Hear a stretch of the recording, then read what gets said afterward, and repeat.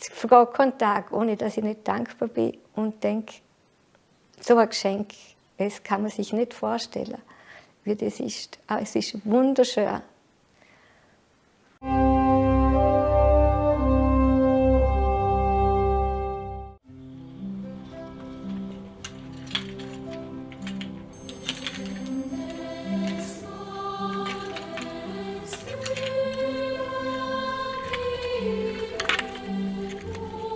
Ich hatte als kleines Kind schon immer Probleme mit dem Essen. Das eine oder andere habe ich nicht vertreten. Ich habe Ausschläge gekriegt und es war mir oft schlecht. Und oft hatte ich Magenverstimmung, hat es damals geheißen. Es hat sich dann ein bisschen ausgewachsen und als ich dann älter geworden bin, so mit 23, 30, hatte ich wieder eine Phase, wo ich nicht viel vertreten habe beim Essen. Dann habe ich Diät gemacht und es ist irgendwie wieder gegangen. Mit 40 ist es dann schlimm geworden und bin dann zum Arzt und der hat gesagt, überall die besten Werte, es fehlt mir nichts und ich habe das Essen halt nicht wirklich gut vertreten.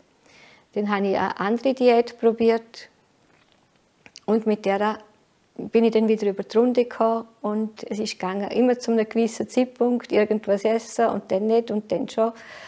Es war sehr aufwendig.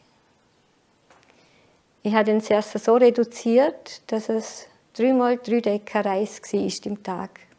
Und ich habe das so abgewogen und habe das dann gekocht und habe das gegessen. Und wenn ich etwas anderes gegessen habe, war mir schlecht. Und zwar nicht nur kurz, sondern wirklich ein paar Tage bis zu einer Woche. Sie hat jahrelang bloß noch von Reis gelebt, Fett überhaupt nichts verdreht. Das nötige Fett, was sie braucht hat, haben wir ja über die Haut eingerieben, weil es hat sie nicht verdreht. Sie hat Blähungen gekriegt, wenn sie etwas gegessen hat. Und wenn man mal vorgegangen ist, gegessen, das ist unmöglich gewesen. Wir haben das Zeug mitnehmen. Und es war jetzt mal eine Tortur. Mein Mann hat dann gedrängt, dass ich zum Arzt gehe. Ich wollte nicht gehen. Er sagte, das fehlt dir nichts. Bin dann doch gegangen und dann hat er, ja, es waren wirklich überall sehr gute Werte, bis auf einen kleinen Wert.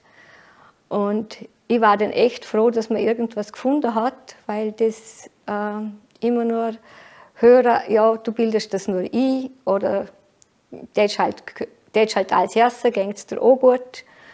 Und ich bin dann wirklich auf 37 Kilo abgemagert.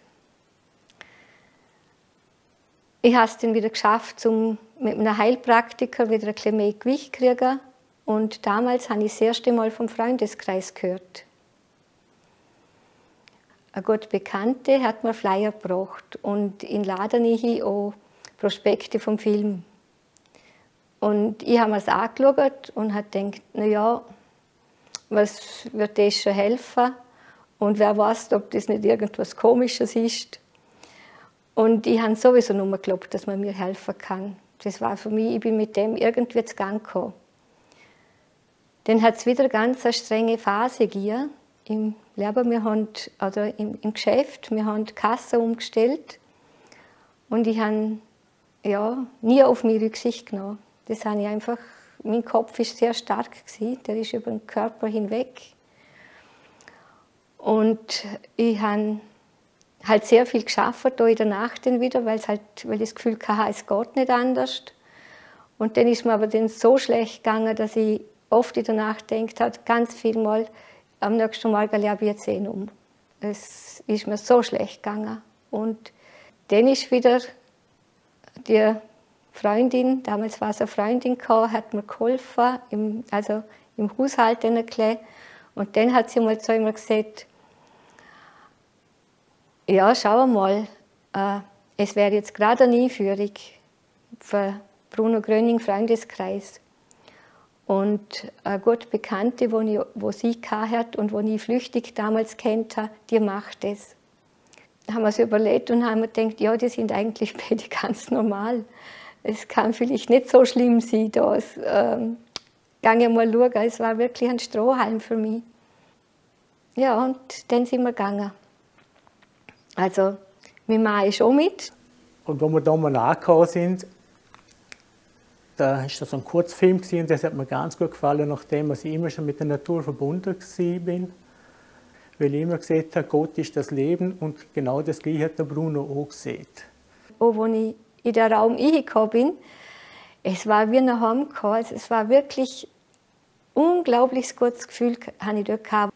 Und ja, ich bin drin gesessen und es ist mir heiß und kalt geworden. Und irgendwann gegen Schluss bin ich ohnmächtig geworden und bin am Boden gerutscht.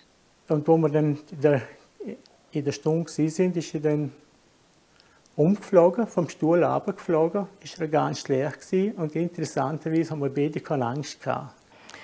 Und ja, das war dann ganz erstaunlich. Ich bin dann doch, irgendwie habe ich gemerkt, was ist. Und ich bin wie in einer Schleuder gewesen. Einmal ganz, ganz schnell rechts rum, dann ganz, ganz schnell links rum. Und mich hat man dann gefragt, ob ein Arzt kommen soll, aber ich hatte überhaupt keine Angst gehabt. Ich hatte so ein gutes Gefühl gehabt. Am Heimfahren habe ich den gebrochen. Daheim habe ich auch noch einmal gebrochen. Es hat sich gereinigt. Am nächsten Tag bin ich dann auf dem Kannabis gelegen. Dann ist jemand gekommen, eine Mitarbeiterin, und hat gesagt: «Mein Gertrud, schaust du schlecht aus. So schlecht hast du noch nie ausgeschaut.» Und ich habe gesagt, aber nicht mehr lang. Ich war so überzeugt, dass ich jetzt gesund werde. Und ich bin gesund geworden. Und am nächsten Tag ist es dann ganz langsam immer besser geworden und immer besser geworden. Und nach einiger Zeit, das ist schon Monate gegangen, hat sie dann können wirklich die erste Schwarzwälder Kuchen essen. Und das war für uns ein Erlebnis, das kann man sich nicht vorstellen. Und die erste Schwarzwälder, die ich gegessen habe, war wirklich ein Fest. Weil früher hat es immer geheißen, wenn die Nerven dann so blank waren, habe ich gesehen, das hat sich so in Schwarzwälder ausgedrückt, 3 Schwarzwälder und 3 Kilo Schlagrahm dazu. Das hat dann so der Pegel von meinen Nerven angedeutet. Und ja, das Erste, das war für uns alle, für die ganze Familie, war das ein Fest, dass ich jetzt ein Stückchen Kuchen essen kann, Schwarzwälder mit Schlagrahm und Zucker und allem, was ich nicht essen konnte. Und ja, es war unglaublich gewesen. Und ich bin jeden Tag wirklich dankbar, von Herzen dankbar, wenn ich den Teller anschaue, dass ich das essen kann. Also es vergeht kein Tag, ohne dass ich nicht dankbar bin und denke, so ein Geschenk, das kann man sich nicht vorstellen, wie das ist. Aber es ist wunderschön.